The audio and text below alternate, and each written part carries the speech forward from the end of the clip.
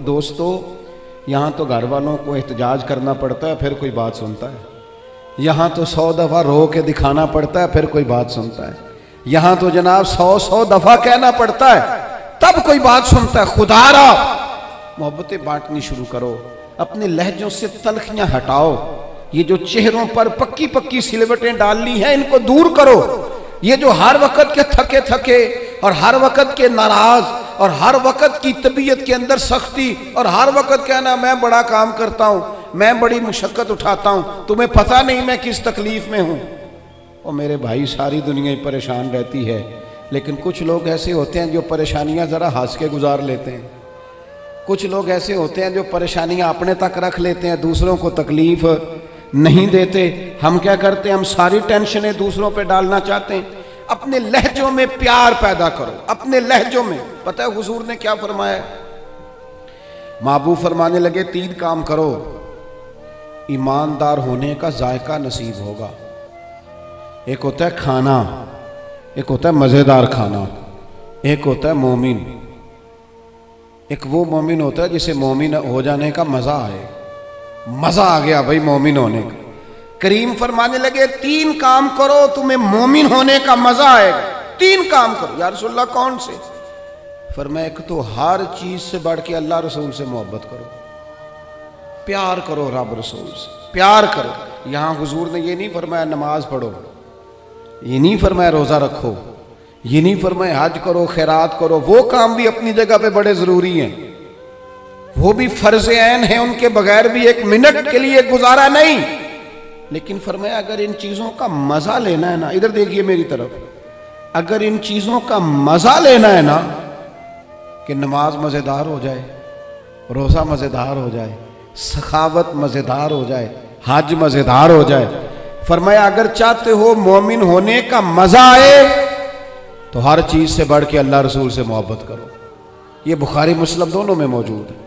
اور فرمایا دوسرا کام یہ کرو کہ جس سے بھی محبت کرو نا اللہ رسول کے لیے کرو، چھوڑ دو ذاتی لالچ، چھوڑ دو 1 منٹ کے لیے بھی اپنا ذاتی نہ، فقط اللہ رسول کے لیے، فقط رضا الہی کے لیے محبت کرو۔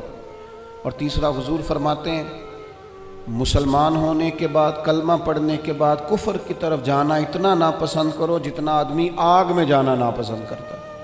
یہ 3 کام کرو تمہیں مومن ہونے کا مزہ آئے۔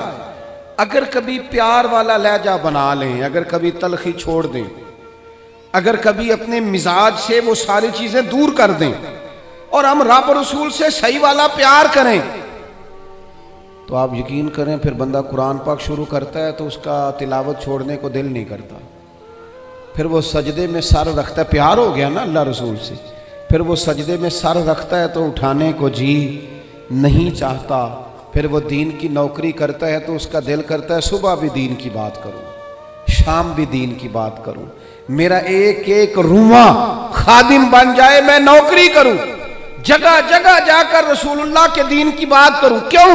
پیار جو ہو گیا، محبت جو ہو گئی۔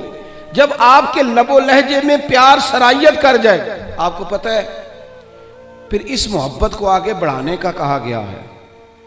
حضور نے فرمایا میرے صحابہ سے بھی محبت کرو کیونکہ میرے صحابہ ہیں، پھر ان سے بھی پیار کرو، ان کے بارے میں تمہارے دلوں کے اندر عقیدت کے جذبات ہوں۔ اور پتہ کس طرح کی عقیدت؟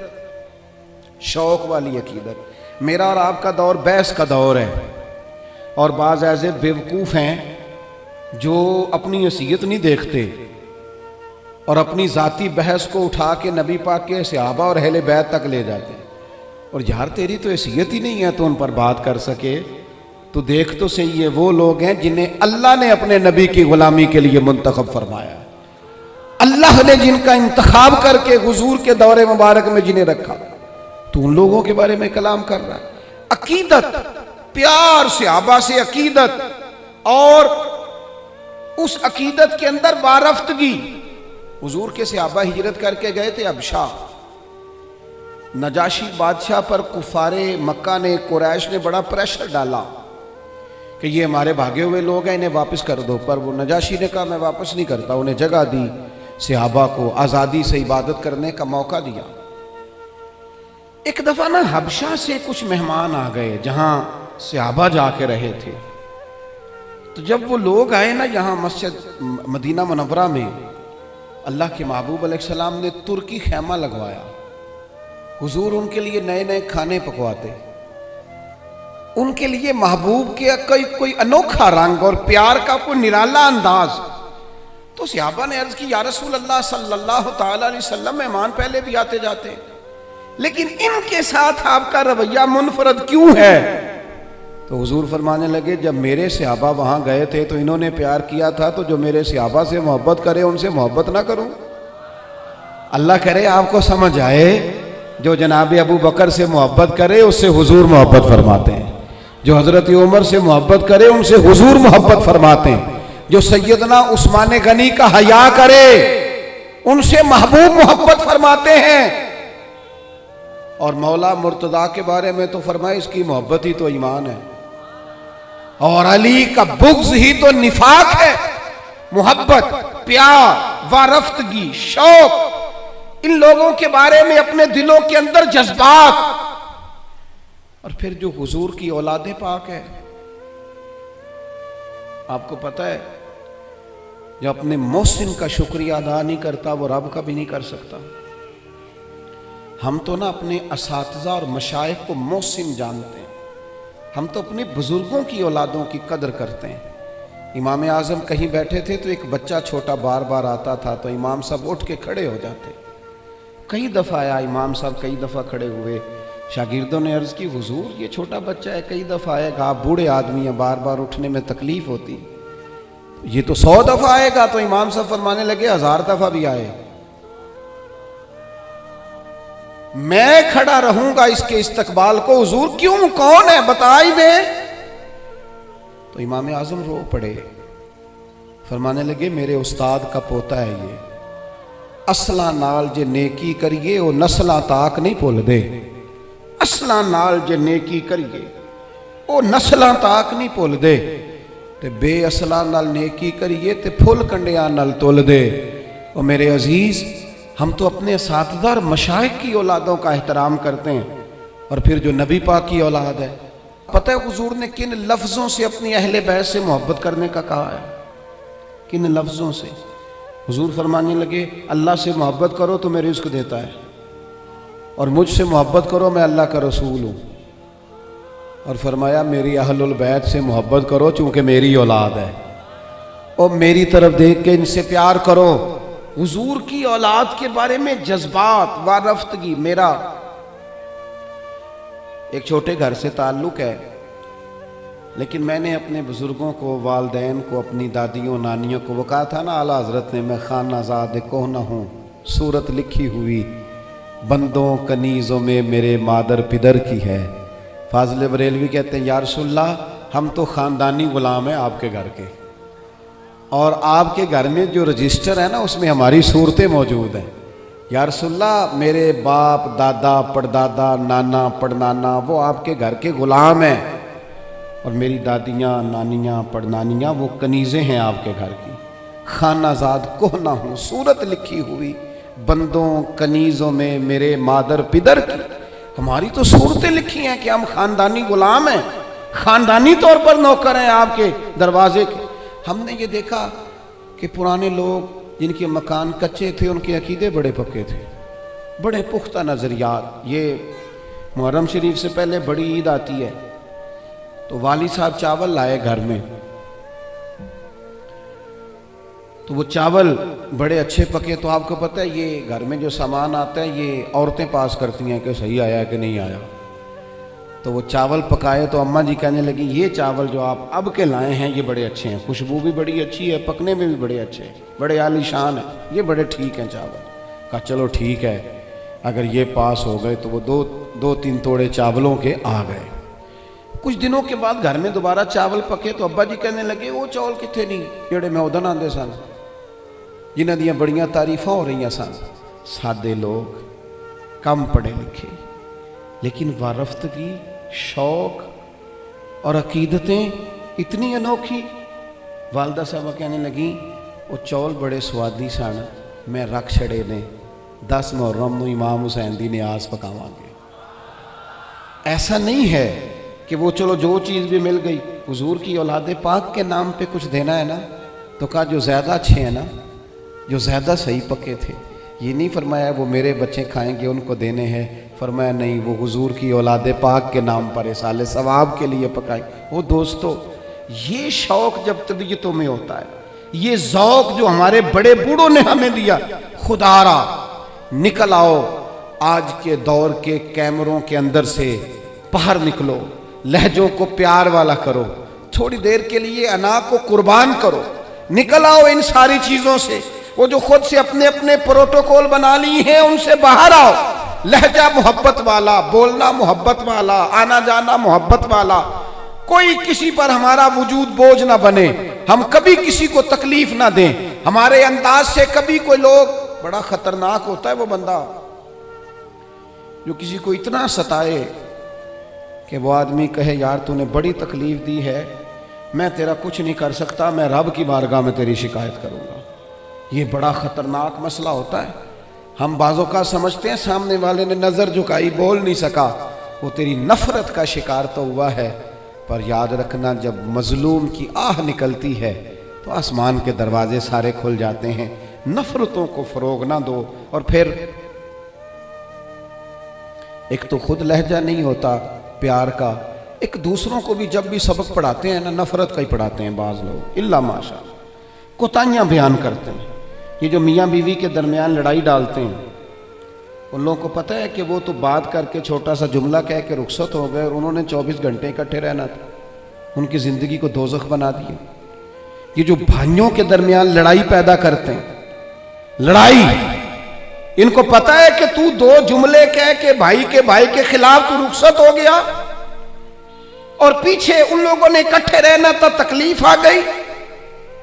میں ایک فیکٹری میں ایک دفعہ موجود تھا، میرے ایک دوست ہیں اس فیکٹری کے آنر، تو ان کے جو زیادہ بہترین کاریگر تھا، اس کے بارے میں ایک آدمی کانوں میں بات کر رہا تھا، اور کرتے کرتے آخر میں کہنے لگا ابھی مجھے تحقیق نہیں پوری، مجھے شک ہوا ہے، میں آپ کو بتا رہا ہوں، پوری تحقیق کر کے بعد میں بتاؤں گا۔ تو وہ جب جانے لگا تو میں نے اس سے کہا، میں نے کہا تو پوری تحقیق پا میں نام ہی کر، جیڑی آگ تو لائی ہے ٹھیک ٹھاک لگ گئی ہے، یہ وہ بیچارہ کام کر رہا ہے، یہ اس سے کام لے رہا ہے، ان کا نظام ٹھیک چل رہا ہے، تو صرف اس مالک کے سامنے گڈ بک میں آنے کے لیے باقیوں کا نقصان کر رہا ہے، تھوڑے سے نفع کے لیے آگ لگا رہا ہے ماحول کے اندر، اپنی ذاتی قربت بڑھانے کے لیے نفرتوں کو فروغ دے رہا ہے۔ کبھی یہ کام نہ کریں، یہ کام ہمیشہ کمزور لوگ کرتے ہیں، یہ کام نیچ لوگ کرتے ہیں، اپنے تھوڑے سے نفع کے لیے ماحول کے اندر خرابی پیدا کرتے ہیں۔ خدا را فروغ محبت، بخاری شریف میں حدیث ہے، پر یہ ان حدیث کا ذرا انداز تو دیکھیں کتنا انوکھا ہے۔ حضرت انس بن مالک رضی اللہ تعالیٰ عنہ فرماتے ہیں ایک شخص نے آ کے حضور سے پوچھا قیامت کب آئے گی؟ کریم فرمانے لگے تو اپنی تیاری بتا قیامت کے لیے، اس کی تیاری سنو، تیاری سنو، ساری عمر دی کمائی سنو، تیری تیاری کیا ہے؟ کہنے لگا حضور نہ زیادہ نفلی نمازیں پڑھی ہیں، نہ زیادہ نفلی روزے رکھے۔ پھر تیاری کیا ہے؟ کہنے لگا حضور میری تیاری یہ ہے کہ اللہ سے بھی پیار کرتا ہوں، رسول اللہ سے بھی پیار کرتا ہوں، میری تیاری محبت ہے، میری تیاری عشق ہے، میری تیاری وفا ہے، میری تیاری تیرا شوق ہے، میری تیاری تیری یاد میں تڑپنا ہے، میری تیاری صبح و شام تیرا ذکر کرنا۔ یا رسول اللہ، اللہ سے بھی محبت، رسول اللہ سے بھی محبت۔ حضور نے ہر عبادت کا ثواب بیان کیا، اس نے جب محبت کی بات کی تو یہاں بھلا کیا ثواب بیان کیا؟ تیری تیاری کی ہے کیا ہے آخرت کے لیے؟ اس نے کہا اللہ رسول سے محبت کرتا ہوں۔ تو حضور فرمانے لگے سن پھر، قیامت میں ہر بندہ اسی کے ساتھ ہوگا جس سے وہ محبت کرتا ہے، یعنی عبادات پر ثواب ملے گا، اور محبت رسول پر رب رسول کا قرب نصیب ہوگا، قرب مصطفیٰ ملے گا محبت پر۔ یہ بخاری ہے۔ حضرت انس بن مالک کہتے ہیں بندہ تو چلا گیا اور خوش گیا، موقع بڑا اچھا تھا، میں نے فوراً بات کر دی، میں نے کہا یا رسول اللہ صلی اللہ علیہ وسلم، جو جس سے محبت کرے گا اسی کے ساتھ ہوگا، میں اللہ سے بھی محبت کرتا ہوں، رسول اللہ سے بھی محبت کرتا ہوں، ابو بکر صدیق سے بھی کرتا ہوں، फारूक आजम से भी करता हूं, हुजूर मेरे लिए क्या हुक्म है? तो महबूब ने फरमाया फतवा वही है, सवाल का जवाब वही है, अमल की जज़ा वही है कि जो जिससे मोहब्बत करेगा क़यामत में उसी के साथ खड़ा किया जाएगा। अगर तू इन सब से मोहब्बत करता है तो इनके साथ खड़ा किया जाए। हजरत अबू ज़र ग़िफ़ारी रज़ी अल्लाह तआला अन्हु ने यहां तक सवाल पूछा, तरगीब व तरहीब में मौजूद है, कि या रसूल अल्लाह, कोई बंदा किसी कौम से प्यार करे पर उन जैसे अमाल ना कर सके, मोहब्बत में खालिश है, मोहब्बत में मुखलिस है, मोहब्बत उसकी बिल्कुल साफ सुथरी है, अल्लाह की रिजा के लिए मोहब्बत करे पर उन जैसे अमल ना कर सके तो उसे क्या मिलेगा?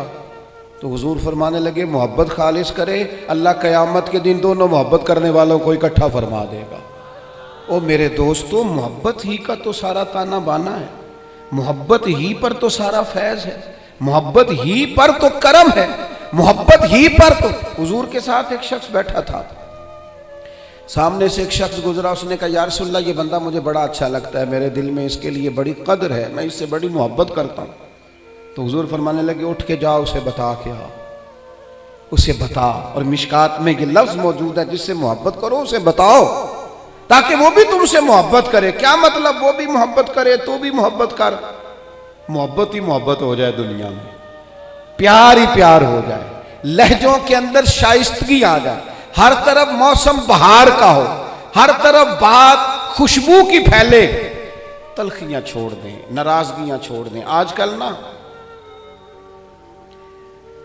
हम सारे नाराज हैं, किसी से पूछ लें तो दो चार बंदों से जरूर नाराज है। वो कोई फैक्ट्री के आनर से नाराज है, कोई अपने ऑफिसर से नाराज है, कोई अपने मुलाजमीन से नाराज है, कोई अपने पड़ोसी से नाराज है, कोई किसी से नाराज है। लहजों में नाराजगी आ गई, जब भी बात करते हैं कोई तलख तलख सी। उसका नतीजा ये निकलता है कि मुल्की लेवल पर भी जब सवाल पूछा जाता है ना तो बंदे गड़बड़।